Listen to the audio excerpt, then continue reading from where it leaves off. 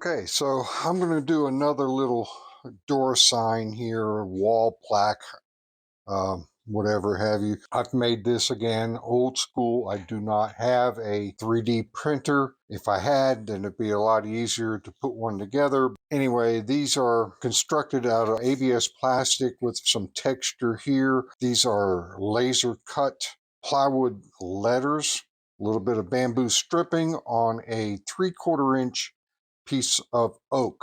So this gives me an impression, what I call a deep dish one-sided mold. Now I'm going to employ this same box I used last time to make this same type of one that I made for a friend of mine. This turned out pretty well. I made this one, I think, a little better, a little smoother. It should come out of the mold a lot better. But the issue we had on this, and you can see there's a little bit of Petrobond that's stuck to these sharp corners. Now, with a 3D printer, you would print it with slightly off angled, not perpendicular, and the perpendicular cuts is where the Petrobond tends to stick. Now, I ended up coating this with a silicone spray, and it did pretty well, but it'd be nice to not have all that sticking on there. So I'm going to try something radically different this time. I've thought of an idea of using some saran wrap, that really thin type plastic, and end up putting it on top. And then when we press the Petrobond into around the lettering, that hopefully we'll be able to remove this and not have any of that. And also, hopefully, be able to have enough of an impression to really see what we intended to see. So we're just going to give that a try. Again, this is the first time I've even attempted this. I thought of it the other night. So we're going to put this on top. And like I said, we'll get this centered, and hopefully we will be able to get a good impression out of that.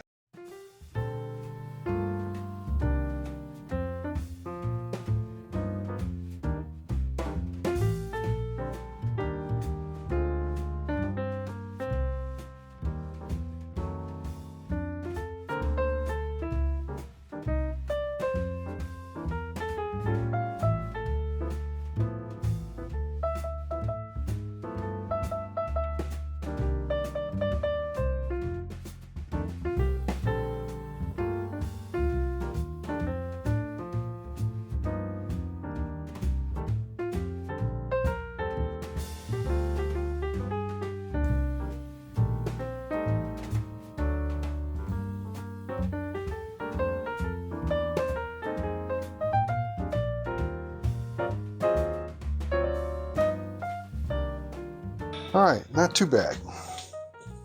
I think we can live with that. Now, again, the beauty of these deep dish molds is that we don't pour all the way to the top. We only have to get about 1/4 of an inch up. So all this extraneous activity going on up here is not going to matter. We just have to dust that out, and we'll be ready to pour.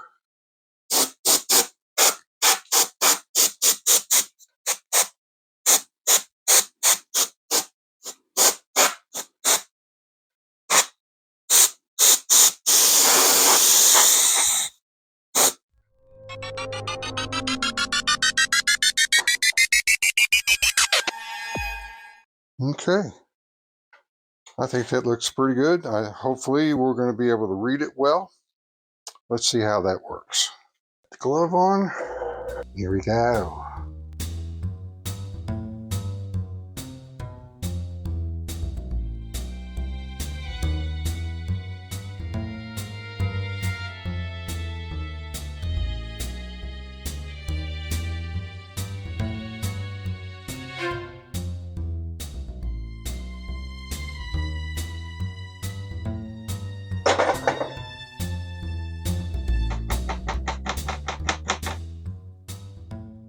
All right, that looks pretty good. I like it. We'll let that freeze up and we'll have a look.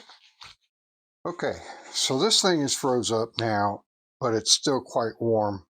We'll go ahead and get it out of this. I did want to talk a little bit about the theory behind doing it this way, at least in my mind. If you've got a project that has a flat bottom, there is absolutely no reason to go through the extra trouble of doing a cope and drag two-part mold with the sprue and the air channel and all that other stuff that goes into it.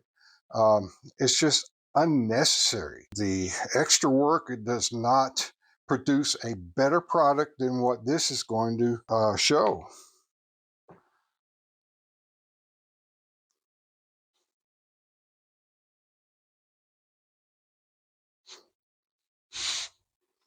Like I said, this thing is still pretty darn hot.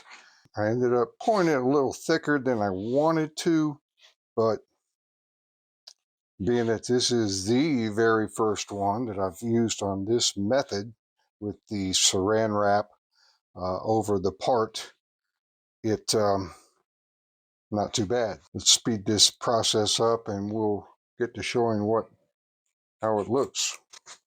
All right, so I think you can see it is readable. The depressions are not going to be as deep as without doing the saran wrap because it kind of averages all the angles out. But what it does do is alleviate all that extra Petrobond that gets into these little tight cracks and everything.